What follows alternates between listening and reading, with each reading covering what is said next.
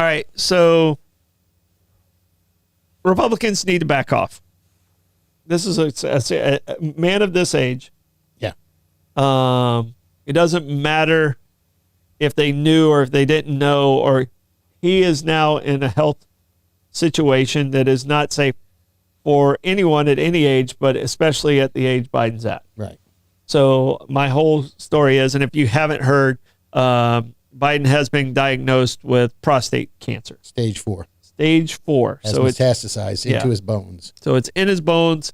It is, at his age, it's a death sentence. Right.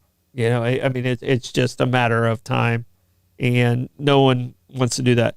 So when I see people taking jabs, this is someone's father. This is someone's loved one. Think of that first before you attack a former president that you didn't agree with his policy. You don't know this man. And that's kind of why I wanted to put it out there. It's just, for people that don't know what's going on with him, it's a very tragic time for his family. And he was our president, and he was your president, whether you want to believe it or not. So you need to back off of this. And if you don't like what I'm saying there, then you need to humanize yourself a little bit. Well, and I need to look up the definition of the word, and I'm reading the comments, so I'm not going to be in a position to do it.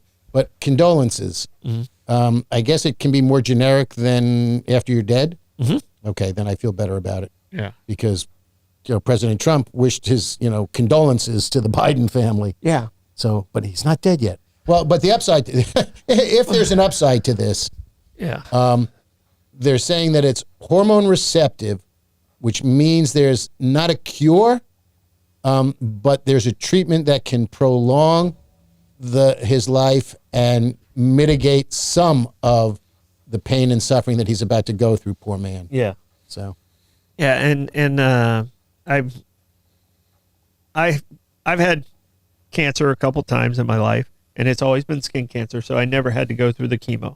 My father right now is going through chemo, and no matter what age you are, this is not a good time. It is not something. Yeah, no. So give them the privacy they deserve. He served our country. Whether you agree with his policies or not, he was the guy who stepped up.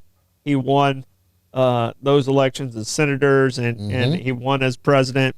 He was a vice president with Obama for 8 years. This guy served our country. Whether you agree with him or you don't agree with him, that should not be a factor at this point.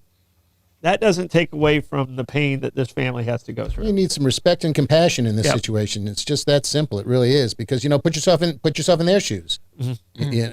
If that was happening to your family, what would you want? Yeah. So. Yeah. No, I want you to support my family, So now to also play like I really don't want to say this because we are rooting, because we are wishing nothing but the best for our former president, but there was a lot of discussions about like hey, if Joe Biden was elected in last year, then also we know about this diagnosis.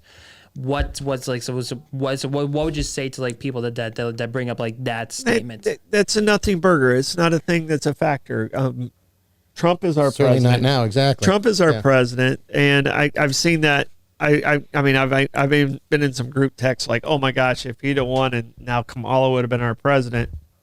Yeah, that's the way that works. That's the way that works. That's the way our government is set up. If they would have got enough votes, Kamala would have been president. Hey, we could get stuck with J.D. Vance. Yeah. That's, that's still always possible. Yeah, frightening. Yeah. So, I don't, that's the one side. He killed the Pope. Huh? He what? He killed the Pope. He killed the Pope. Didn't J.D. Vance kill the Pope? That's what everybody was saying on the internet. No? What are you talking about? No. Oh, all right. Yeah, all right. So, I was missing. So the story was, Dad, the story was You that, got to get past the headline. Yeah. That's why headlines. I thought you told me I got to read the headlines. That's why headlines I'm are so so confused. important. Would you like me to explain why Lenny said that? Yeah, I want to hear why Lenny said that. Because one of the final people that former Pope Francis met before his passing was Vice President J.D. Vance. Then 20 hours later he passed away.